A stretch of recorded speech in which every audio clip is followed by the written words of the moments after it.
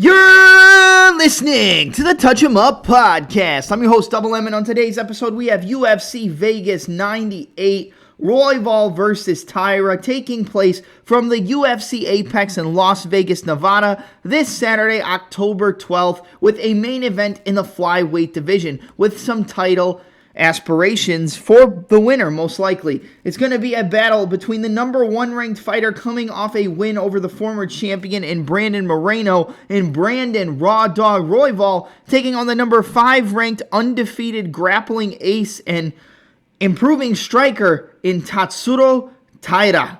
Then in the middleweight division for the co-main event, you have a rematch, or I guess a rebooking, of a fight that was supposed to take place a few months back between Brad Tavares and the Iron Turtle, Jung Young Park. So without any further ado, let's get this started and step into the ring. Alright, I know you guys are used to, long drawn-out intros and we talk about the fights from the week before. But honestly, man, these are already coming out kind of late, so I'm just going to jump right into the predictions for this card.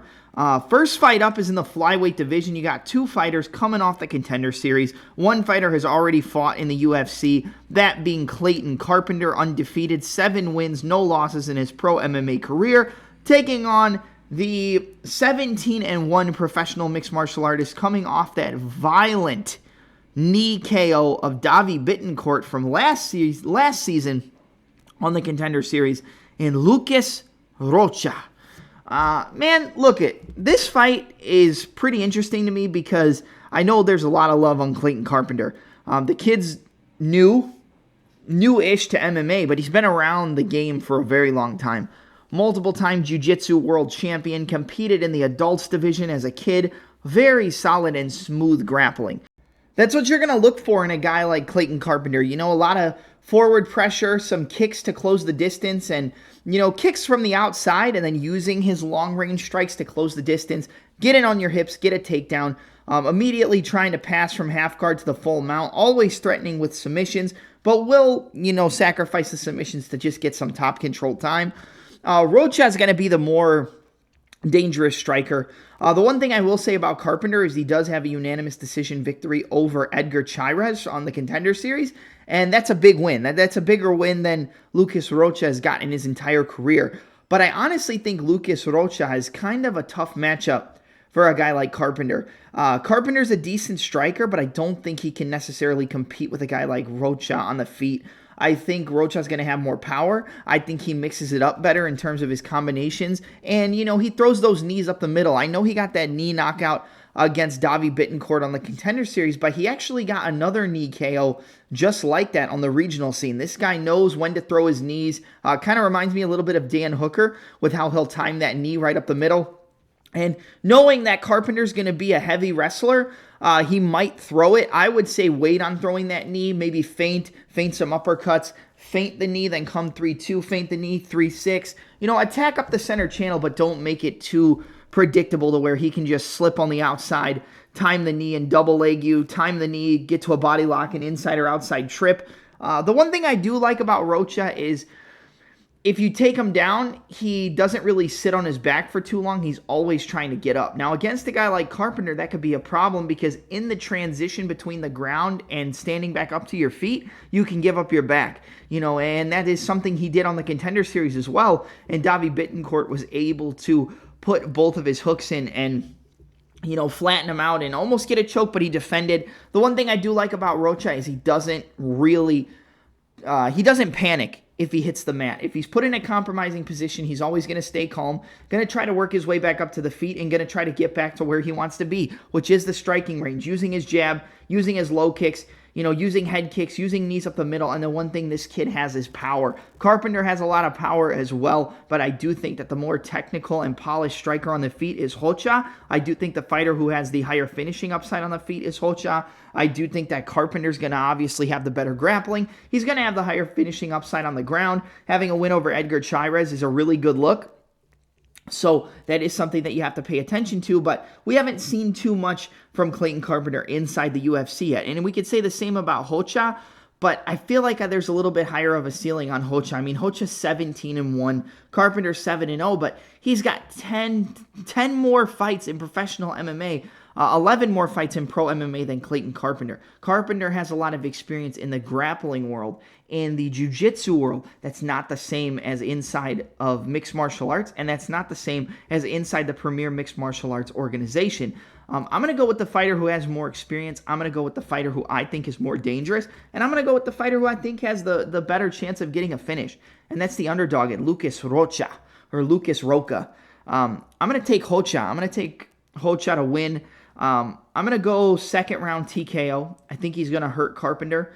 I think he's going to drop him, and I think he's going to put him away, man. I could see Carpenter getting clipped. I could see him getting hurt. He does have that douchebag vibe to him, does Carpenter, and, you know, that's good for publicity. That's good for building yourself up, but I think this kid might be a little bit overblown. So I'm going to go Rocha by knockout. I think he catches him with something up that middle channel, a knee, an uppercut, something along those lines. Hurts Carpenter, stuns him, and then ground and pounds him for a finish. So give me Lucas Rocha is the underdog in the first fight of the night to win via second round TKO over Clayton Carpenter. All right, up next, we've got a battle in the bantamweight division. Another fight with a fighter from the Contender Series, this being a pretty quick turnaround. We've got Cody Haddon coming off that first round knockdown to rear naked choke submission over Billy Brand, who fights out of Uriah Faber's A1 Combat, or who fought out of A1 Combat before getting on the Contender, taking on the former LFA champion, the man who has a lot more UFC experience, but hasn't had the best luck inside the UFC, in Dan the Determined Argueta. Now, no shade towards Argueta. He came on my show before. I've interviewed him. He's a really nice guy. He's really cool. I got no problems with him. I've picked him to win in fights before. But I do think Cody Haddon is kind of a problem for the style of an Argueta. Now, I picked Gene Matsumoto to win against Argueta, and I'm not going to lie, man, Argueta was putting it on him. He was walking him down, he was getting takedowns, he was pushing that pace, pushing that wrestling, and, it looked like he was starting to tire out Matsumoto, but it also looked like Argueta kind of didn't know how to pace himself in that fight, and he just went balls to the wall from the beginning until the end. And he ended up leaving himself open for counters, ended up leaving himself open for shots, and then made the shots more telegraphed with the takedowns, and eventually led himself to get clipped with a couple shots on the feet and then choked out with a guillotine choke. Credit to Argueta, he didn't really tap out until he was about to go out, so he pretty much passed out from the guillotine choke. But I don't think that's a great look against a guy like Haddon. Yes, Haddon does not have the UFC experience that Argueta has. That means something. It 100% means something. If he can't stop the takedowns and he can't get up off his back, Argueta is going to probably beat the crap out of him. He's going to take him down. He's going to rinse and repeat. He's going to look to ground and pound him. He's going to look to submit him. But Haddon has very solid jiu-jitsu. Haddon is not a guy who just sits on his back and lays there and lets you control position for a very long time. Haddon also is, in my opinion, the much better striker, the much, much cleaner striker. He's known as a grappler, he's known as a jiu-jitsu guy, but he has really solid boxing combinations. Really solid left hooks to the body, left hooks to the head, right hand down the middle, good uppercuts, good hooks, rips the body well. Sometimes can overextend, but I think he has confidence in his jiu-jitsu and his wrestling to the point where if you do shoot on him, he knows that you're not going to be able to control him for a long period of time. Didn't have so much success with the takedowns on the Contender Series against Billy Brand, but once he dropped him with that left hook, which was a beautiful left hook, considering that Billy Brand did have his guard up. He had the little shoulder roll Philly shell with the guard up on the rear side. He threw that cross to the chest or right to the body. 1-2, came up top with the hook. Very clean combo and dropped his opponent. I think the striking is on the side of Cody Haddon. Not that I don't think Argueta is probably going to have more volume. I would say Argueta is going to have the higher volume in the fight. I think he's going to have the higher forward pressure. He's going to shoot more takedowns, but that's also going to leave him open to potentially getting caught in another guillotine. Now, I'm sure he's defended guillotines for his entire life since he's been training in MMA. I'm sure he knows how to defend a guillotine. But I do think that the striking of Cody Haddon is going to give Argueta a lot of trouble in this fight. And that's just from what I've seen from Argueta. Argueta looked really good against Ronnie Lawrence. He looked really good early against Miles Johns, and then, kind of defeated a little bit, got taken down himself, and it seems like he's in really good shape, but he doesn't know how to pace himself for 15 minutes, and I think that's the biggest thing here. I think the pace might get to Haddon in the first round, but I think Haddon is going to be composed enough to be able to defend submissions, be able to defend the striking, be able to reverse positions on the ground. And I think the later that the fight goes, I think Haddon's going to start to pick up the pace. I think he's going to start to put his combinations on Dan Argueta. I think that's going to draw the shots out of Argueta where the takedowns are going to become more telegraphed. And that's going to make it easier for Haddon to defend, or easier for him to potentially defend and lock up a submission in the defense, such as a guillotine, snap down to an anaconda, snap down to take the back, snap down to a Darce, maybe stuff in the head on the inside, locking up a ninja choke. I could easily see a submission on the side of Cody Haddon, but I'm actually going to go with a TKO. I think Haddon's boxing is legit. Not that I don't think Argueta can strike. I do. I think he definitely can put some shots together, and he uses the striking as a means to an end to get to his wrestling. But I do think that Haddon is going to be the sharper, cleaner fighter, and I think he's going to have a better gas tank to go the 15 minutes than an Argueta. I think Argueta, like I said, is going to have trouble pacing himself, and that's really what pushes me towards the side of Haddon, because I don't think Haddon is going to get taken down and finished in the first round. And if I don't think he's going to get finished in the first round, then just based on what we've seen, I'd have to think that the fighter who's going to be fresher, the fighter who's going to have more output, the fighter who's going to land better strikes on the feet and probably have better takedown defense, or at least have to use their takedown defense more in that second and third round, is going to be Cody Haddon. So I like Cody Haddon here, man. I'm going to take Cody Haddon. Again, no shade to Argueta. I don't want you guys thinking I'm coming on here bad-mouthing the guy. I'm not. I think he's a great fighter. I just think this is a bad matchup again, just like I thought Gene Matsumoto was a bad matchup. So give me Cody Haddon, late second round, ground and pound TKO, potentially a rear naked choke. I'm going to go with the ground and pound this time. I think he catches Argueta on the feet with something early in that second round when Argueta's a little bit more tired. He survives the first round but has some offense of his own. And then, like I said, hurts him in the second round, jumps on him, lands ground and pound, and gets the TKO. Probably flattens him out and lands it from, with belly down. So give me Cody Haddon. I'm going Cody Haddon, second round, ground and pound TKO over Dan the Determined Argueta. All right, next up, we got a battle in the women's strawweight division between Julia Polastri taking on Cory McKenna. I'm not going to spend a whole lot of time on this one. I got to go Julia Polastri. I'm just going to be honest with you.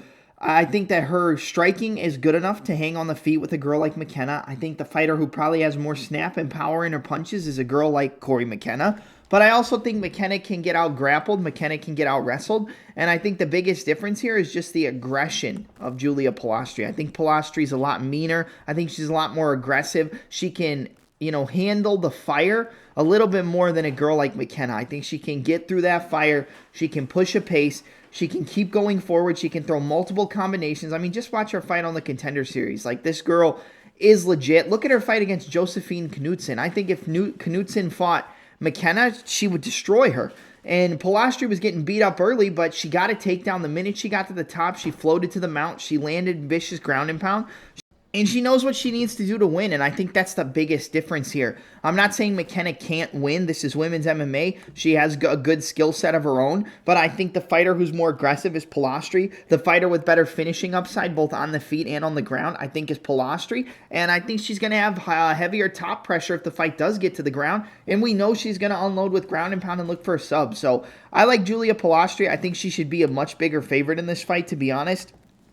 But I'll take Polastri by submission. Give me Julia Polastri, second round rear naked choke submission. Would not surprise me if it goes the distance. Would not surprise me if it makes it to the scorecards. But even if it does, I think the fighter who's going to be landing more output is Polastri. The fighter with better top control on the ground is going to be Polastri. The fighter looking to finish the fight is going to be Polastri. So, I mean, it's got to be Julia Polastri. So give me Julia Polastri to get the job done. Second round rear naked choke submission. Next up, you got a battle in the welterweight division between Themba Gorimbo, coming in 13-4, versus Nico the Hybrid Price, back at 16 wins and 7 losses. I think this fight's pretty interesting. Breaking it down, I think the much more technical fighters, Themba Gorimbo, I think he's got better grappling. I think he's got better wrestling, better clinch control, better striking at range. But I think the finishing upside is on the side of Nico Price, man. Like, this guy gets hit, he gets clipped, he's been finished in multiple fights, he's been rocked in multiple fights and came back. He pushes a pace, he pushes forward, throws combinations. Doesn't look great with his striking, isn't technical by any means, but he finds a way to win. I mean, he's got knockouts off of his back with hammer fists. He's got up kick KOs. He can land hammer fists when you're trying to control him on the ground. He can throw up submissions. He's a guy that can kind of win the fight from everywhere, but he's not the greatest in any one area. I think Themba Gorimbo is just a little bit too sharp for a guy like Niko Price. I'm going to be honest. I wouldn't play Gorimbo at minus 200, minus 300, whatever it is.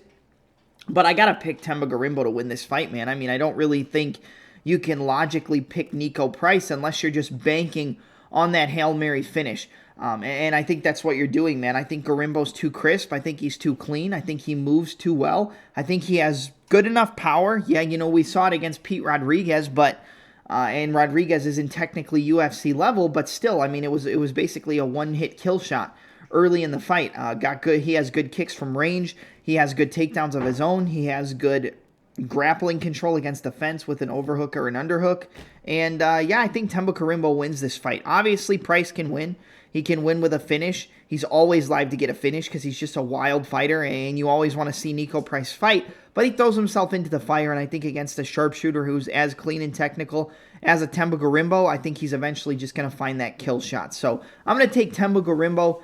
Give me Themba Gorimbo. I'm going to go first round knockout, actually. I think he finishes Niko Price early. I think he catches him coming in, rocks him, hurts him, and puts him down. So give me Themba Gorimbo, first round knockout over Niko Price.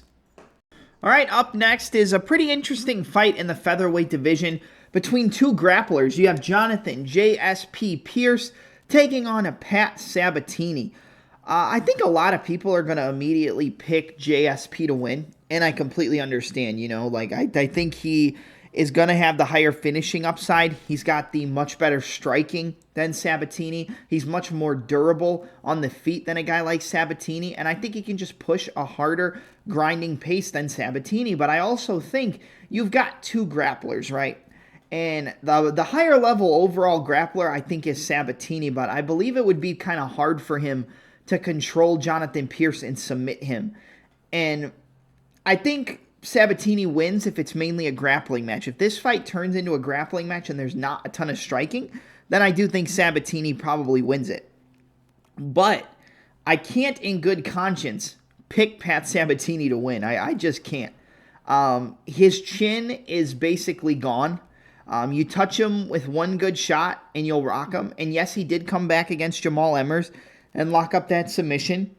And I do believe he's probably a higher level jiu-jitsu artist than Jonathan Pearce. But I think Pearce is good enough in the scrambles. I think Pearce, he might tire out later in the fight, but I believe Sabatini would probably tire out just the same. And I think that if the grappling does cancel out, then Jonathan Pearce has the much better striking. And not only do I think that he has the better striking, but he's also much more durable on the feet. I think if it gets into a striking match and the grappling cancels each other out, then Jonathan Pearce is going to win, man. 100% Jonathan Pearce is going to win this fight. He's going to have the better striking. He has a decent 1-2, decent front kicks up the middle. He's got a very active ground and pound game to where if he does take you down, yes, he'll look for submissions, but he will look to ground and pound you the minute he gets you down. And once he smells blood in the water, this guy's going to push that pace and continue to put that output out there. He's going to continue to pepper you, continue to hit you, continue to rock you, and try to get you out of there. And I think that if Sabatini is less durable on the feet, with ground and pound, it might be the same thing where he might get hit with a couple ground and pound shots, and that might be it. It'll be easier for him to survive on the ground because he can tie you up, he can lock up his guard, he can try to body triangle from the bottom, but that's purely a defensive position. He can go for leg locks, he can try to sweep, try to submit. We have seen Jonathan Pearce get submitted. He got submitted by... what's it called? He got submitted by Joe Anderson Brito with that ninja choke, but that was because he just pushed too heavy of a grappling pace against a heavy striker who had actual danger on the feet. That's not something that Sabatini has. He's not a terrible striker, but he doesn't have a chin. He doesn't have good defense, and I think it would be pretty easy for JSP to rock him. I look back at the Darren Elkins fight where he was again fighting a guy who was a much better wrestler than Sabatini, but I think Sabatini has better jiu-jitsu, but I think JSP has good enough wrestling to defend most of the jiu-jitsu. I think the submission against Brito was, I won't call it a fluke, but it was, he put himself in a bad position against a very strong guy. I think he knows that Sabatini's a very high-level grappler, and he'll be very, conscientious of the positions that he puts himself in. He'll be cautious, conscientious, and he won't put himself into those bad positions against a guy with the jiu-jitsu of a Sabatini. So at the end of the day, I could see you playing Pearce. I could see you playing Pat Sabatini for, the reasons I mentioned.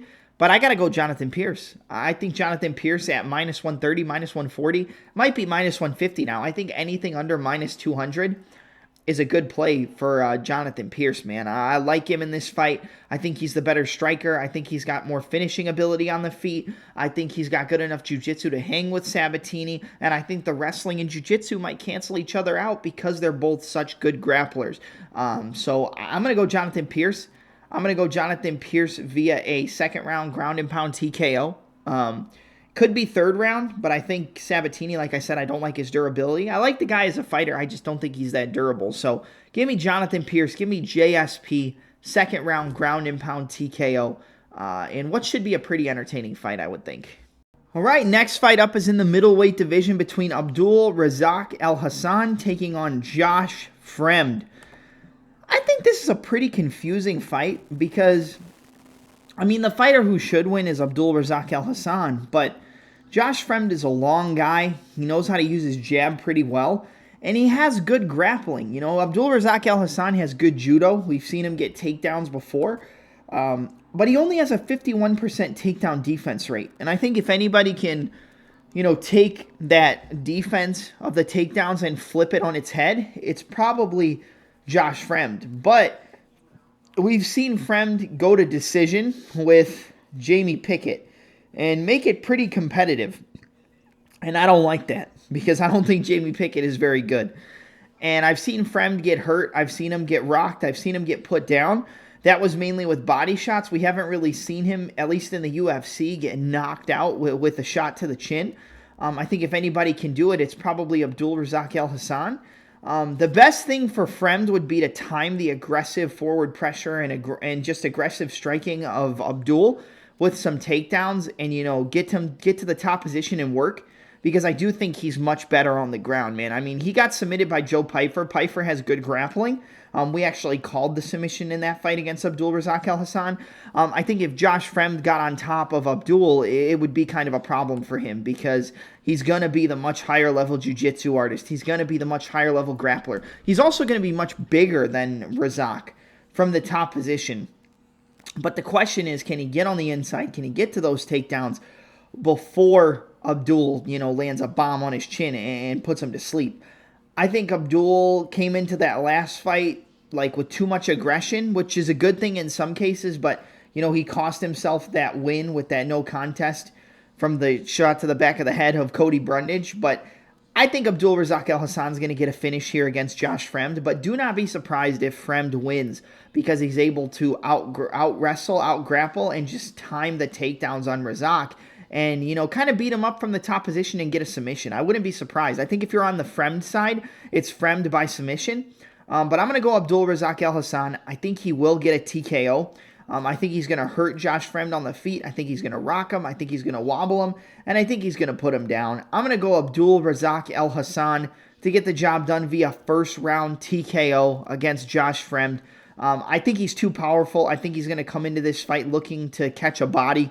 But I wouldn't be surprised, like I said, if he got too aggressive, Fremd took him down and landed some ground and pound and maybe got a sub. But I got to go Razak El Hassan. I think he's going to beat him up. I think he's going to land some big shots on the feet. I think Fremd will survive a few, but he won't be able to survive enough to get out of that first round. So give me Abdul Razak El Hassan to get the job done. First round TKO victory.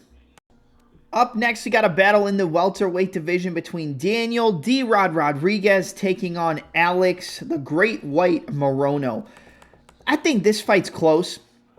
I think if you know how these fighters fight, you would think that this fight's going to be close. This fight honestly reeks a split decision to me.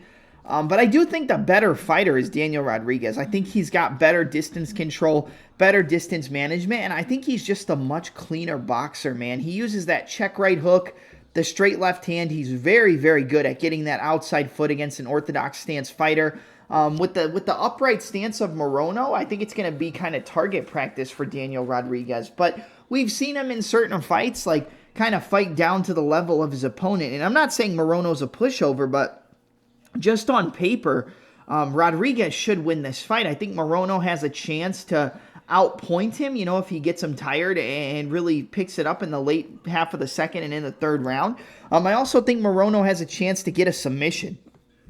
I think that if Rodriguez feels like he can't get things together on the feet and he shoots a takedown, he could get put in a guillotine choke and get submitted by Morono. Morono is a very good jiu-jitsu black belt, and he has a very, very good guillotine. He actually submitted Donald Cowboy Cerrone with a guillotine, I believe. I'm sorry, that wasn't... I think Morono got a guillotine on Cerrone, right? Let's see. Mickey Gall... Oh, it was a TKO, I'm sorry. So... he got a guillotine against somebody. Let's see. Oh, there it was. It was against Tim Means. He locked him up in a guillotine, got the submission. I think when it comes to this fight, Rodriguez is the much better fighter. I think he finds his combinations better. He lands a lot of output. We've seen Rodriguez get submitted. He got submitted against, what's it called? Who submitted him from the standing position with like a Darce choke? Was it Kevin Holland? No, it wasn't Holland. Let's see. It wasn't Holland. Who was it? Neil Magny submitted him, yes. In the third round, 3 minutes, 33 seconds in the third round. So he did get submitted. Then he got TKO'd in the first round against Ian Gary. Lost a unanimous decision to Kelvin Gastelum. But, he looked pretty good in the Gastelum fight, I thought. I thought that fight was kind of competitive, and I thought Rodriguez looked halfway decent in that one. I think if you can look halfway decent against Kelvin Gastelum, who is a very hot and cold fighter, but I think he can beat a guy like Alex Morono. I think this is a fight to get D-Rod back on track. Morono kind of hops in and out and has like a traditional in-and-out style for martial arts, but a very tall stance, and I think against a boxer the level of Daniel Rodriguez, that upright stance is going to get you caught with that check right hook. It's going to get you caught with that straight left hand down the middle.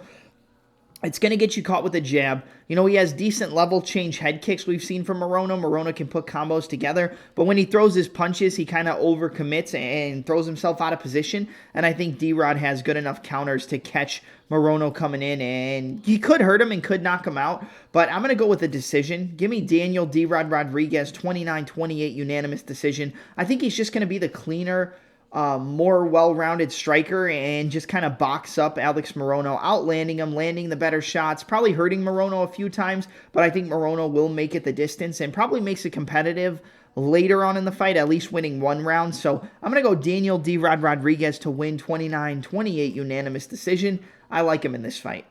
Next fight up is in the lightweight division. You have a battle between Grant KGD Dawson taking on Rafa Garcia. I'm not excited to break this fight down. I don't think a lot of people would be, and I don't think people are really excited to see the fight. I'm not throwing shade at either of these guys. I think Dawson kind of got fraud checked a little bit against Bobby Green with that knockout in the first round. But when I look at this fight, honestly, I think that they're going to both look to grapple. And I think the better grappler, the more technical grappler, the better wrestler, the fighter who's better with positions on the ground is Grant Dawson, man. I think he can also outstrike Rafa Garcia on the feet. I think this fight probably is going to be a pretty boring fight. Like, I'm not going to sit here and lie to you. I think it probably plays out pretty boring. There's going to be a lot of cage pushing between the two. But eventually, I think it's going to be Grant Dawson's pace that's just going to wear out a guy like Rafa Garcia. I know he did good against Clay Guida, kind of boxed him up, pieced him up a little bit. But Grant Dawson's a different level, man. I think Dawson's going to be able to take down Garcia. Might be a competitive first round where it's kind of a point-fighting striking match, but one person might get a takedown, the other person might reverse, get back up to the feet, and it's pretty close. But I think the longer the fight goes in the second, in the third, I think Dawson's going to just slowly start to slow down Rafa Garcia. He's going to slow him down. He's going to kind of slow cook him, start landing his combinations, start getting the takedowns a little bit easier. I think he's going to get to that top position. And I think Dawson's actually going to finish Rafa Garcia in the third round. I'm going to go with the third round ground and pound TKO. potentially like an arm triangle submission. I think he's going to finish him from the top, and I really think it's just going to be the pace of Grant Dawson. He's going to take down Garcia. He's going to wear him out. He's going to kind of break him under the pressure. Like I said, first round's probably going to be close. Garcia might land some good strikes. Dawson might land some good strikes. Maybe Dawson gets a takedown. Garcia reverses it, gets a takedown of his own. Grant Dawson reverses it, something like that. They go into the second round. Dawson's starting to pick up the pace. Push back Garcia a little bit more, land some strikes, get some takedowns, control Garcia from the top. And then in the third round, I think the fighter who's going to push with heavier cardio and to push a higher pace and be able to last in that third round is a guy like Grant Dawson. So I think Dawson's going to slow him down. Dawson's going to get those takedowns. Dawson's going to continue what he's been trying to do from the beginning of the fight, and he's going to just land ground and pound, get to the top position. Maybe a ground and pound TKO from the mount. That's what I'm going to go with. Give me Grant Dawson, ground and pound TKO. Third round, ground and pound TKO in this fight. Again, not super excited to break it down, not super excited to watch it, but I think Dawson finishes him with strikes on the ground. All right, up next, you got a battle in the welterweight division between Chidi, Bang Bang, and Njokuani taking on Jared the Night Train Gooden. This is another weird one. A lot of these fights, I feel like they could go either way, but you know, Chidi's the better striker overall in terms of technicality. The guy has better striking. He puts his combinations together better. He throws at a cleaner clip, I guess you could say. He puts things together better, and he can mix it up well. He's a very clean kickboxer. If you get him to the ground, he doesn't really know what to do, let alone is he really ever going to try to get takedowns himself. He wants to keep it on the feet. He wants to keep it at kickboxing range, and he's good inside the clinch, good from the tie plum with elbows, knees, and he's going to be the better striker than Jared Gooden. But when you start to beat up on this guy, he tends to fold and pack his lunch and go away. And Jared Gooden, I mean, he was getting pieced up by Wellington Turman. He was getting rocked. He was getting hurt, wobbled all over the place. And Wellington Turman was a guy who I picked pretty heavily that night. Like, I was pretty confident. And he weathered the storm, came back, landed some shots of his own, got a takedown, and eventually got a submission. You know, and most people would have expected Wellington Turman to be the one to get a submission. If anybody gets a ground and pound or a submission finish in this fight, I would think it would be on the side of Jared Gooden. Chidi, like I said, is going to be the cleaner striker. He's going to be better off at kicking range. He's going to be better by keeping the fight at the distance he wants to compete it at, or the distance he wants to fight at, keeping the fight at the range he wants to.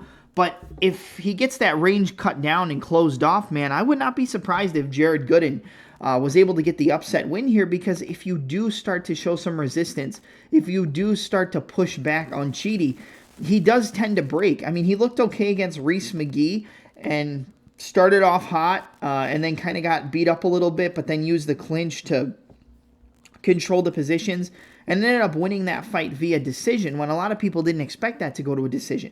So we see that Chidi is kind of managing his gas tank more, controlling the pace better, being able to fight longer, you know, push a pace longer however late the fight goes. But I like Jared Gooden in this one. I think that he has enough power to hurt Chidi. I think he has better wrestling. I think he has better top control if he gets on the ground. And Chidi Njokuani is just a fish out of water when it comes to the grappling on the ground. And I think Jared Gooden has enough power to sting Chidi Njokuani. He's a guy who hasn't really been knocked out a ton in his MMA career. I mean, if you look up Jared Gooden, he's 23-9. But out of those 9 losses, he's only been knocked out 2 times. He's never been submitted, and he's lost 7 decisions.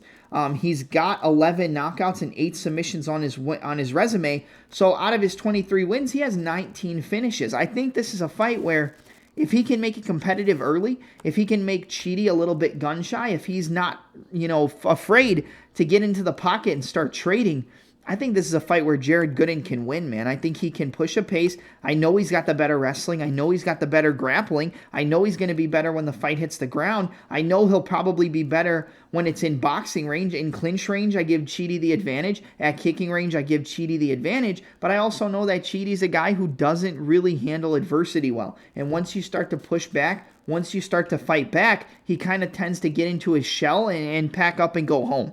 And I think that's what happens here. So I'm going to take the underdog. I'm going to take Jared Gooden to get the job done. I'm going to go with a ground and pound TKO. Could easily be a submission, but I think he survives early. Chidi has a good showing in the beginning of the fight. The later that the fight goes, I think Jared Gooden's going to be able to put those combinations together, get closer to Chidi Njokuani, come back with better counters, push Chidi up against the fence. I think he rocks Chidi with something in the second round, put some combos on him, probably drops him up against the fence and then just follows up with ground and pound and gets the TKO win. So I'm going to go Jared, the Night Train Gooden, as the underdog to get the job done against Chidi Njokuani. Give me Jared Gooden, second round, ground and pound TKO. Not necessarily ground and pound, but he could drop him against the fence and then finish him off once it gets to the ground. So I like Jared Gooden, and I'm going to take the underdog here. Jared Gooden, second round TKO. All right, up next, we've got the co-main event of the evening in the middleweight division between Brad Tavares taking on the Iron Turtle and Jun Young Park. I've already broke this fight down. It was supposed to happen at UFC Vegas 94 back in July. Now we're getting it a few months down the line. And to be honest, originally I was picking Brad Tavares. I felt like he was the much more tested fighter in the UFC. He has great takedown defense. He uses his jab well, good low kicks, can throw kicks to the head, has good boxing in his own right. But the more I think about it, I kind of feel like Jun Young Park might get this one done. I know Jun Young Park was sick prior to that last fight, so the Tavares pick probably looked good then. But considering that we don't have any inkling that either of these fighters are injured or dealing with any type of illness, I think I'm going to switch my pick. I think I'm going to go Jun Young Park this time. I feel like if there's no grappling, Tavares is the cleaner, more technical striker, but he also gets hurt more. Yeah, we've seen Jun Young Park get knocked out by Gregory Rodriguez. Gregory Rodriguez also finished Brad Tavares in the third round, the beginning of the third round of their original fight. And breaking this one down, I think Tavares uses a good jab. He can throw 1-2. He keeps his high guard up pretty well. He doesn't take too many shots. Really solid leg kicks that we saw him showcase against Chris Weidman. But it's weird because Jun Young Park just finds a way to sneak that jab in. He's got a very educated jab. He's just moving, pop. He can pop it in. Moving, pop. He can pop it in. And Tavares has good counters. He can pull the jab, come back, right cross, left hook. He can slip the jab, come back, left hook, right hand. He has good counters and good head movement. I mean, he's not a guy that technically sits on the end of your punches and gets hit. But later on in his career, he's gotten hit much more. And I feel like his durability has gone out the window a little bit. He lasted for a while against Rodriguez, but once Rodriguez really started to pick up the pace and put it on him, he packed his lunch up and went home. And I'm not saying that to be insulting. It's just the way that the fight went. It was close. It was competitive. But in the beginning of the third round, Rodriguez said, let's stop point fighting, and we're just going to go at it. Now, if this is a point fighting style of fight, and there's not a lot of big moments, I think Tavares can win, and I think Tavares would win by a decision, which was my original pick. It was Brad Tavares by decision. But looking at this fight now, I think the jab of Jun Young Park might give Tavares some trouble. I don't expect a ton of takedowns from either guy because I don't think Tavares is going to look to shoot, and Tavares has really, really good takedown defense, so I don't think it's going to be easy for Park to get those takedowns. But I think Park can just sneak those shots in. Break off the clinch, land an elbow, land an uppercut up the middle. Use that jab, start to slow down Tavares, and just start to pick him apart. Maybe he could get a finish. I could see a second or third round TKO for Jun Young Park. But the longer this fight goes, I think he's going to be able to start to outland Tavares. I think he's going to be able to put combinations together well. I think that jab is going to start landing more and more, which is going to open up more shots like the right hand, like the left hook. For a fighter like Jun Young Park, I think he's going to get in the clinch, make it dirty, make it nasty. And I'm going to stick with the decision pick that I had originally. But I'm going to go with Jun Young Park to win the Iron Turtle by 29-28 unanimous decision. I think he wins two out of the 3 rounds. I think the first round might be close. But I think he's just going to start to outland Tavares. He's going to start to, bust up his eye with the jab, bust up his nose, follow with the right hand, mix it up inside the clinch with elbows and knees. If there are takedowns, I think they probably come from the side of Park, but Tavares has really solid takedown defense, so that's not really going to be an avenue for Park, I think, but he could use those takedowns to push Tavares up against the cage, land knees and land elbows off the break, just like we saw with Mario Bautista against Jose Aldo, kind of a similar situation.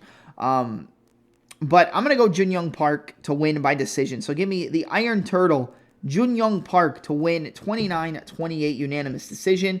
Would not be surprised if Tavares won this and won it by points, but I'm going to go with Park this time.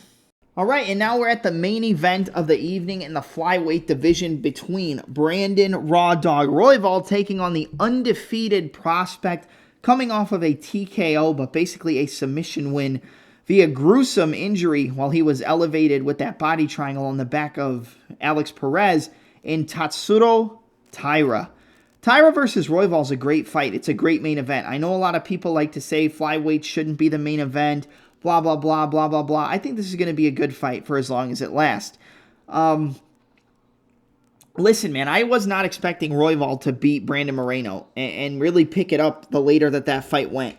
He showed a little bit better defense, but he still fights with his chin in the air. But I feel like Royval manages range a little bit better at this point in his career than he did earlier. I feel like he is able to find those openings and just get an inch out of the way of the shots of his opponent.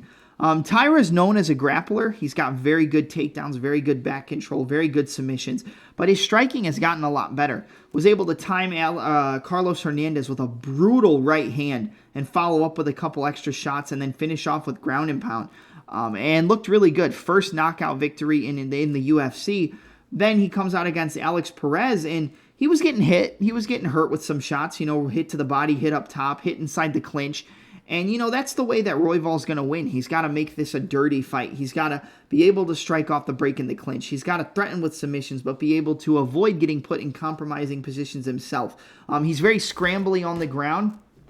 He moves from position to position. He gives up his back a lot, but he's able to kind of work his way back up to the feet, and his defense has gotten a lot better since that first Alexandre Pantoja fight. Just go back and watch the second fight. He didn't get submitted. He lasted. He outstruck Pantoja at certain points in that fight, landed a big knee right up the middle, and that's one of the reasons why I was siding with Royval against Pantoja in the rematch, because I had seen some improvements in his game, and I felt like he was gonna, avoid the submissions and was gonna be able to outstrike him at certain points. He was, but he just got out-grappled and out-controlled by the superior positional awareness of Alexandre Pantoja.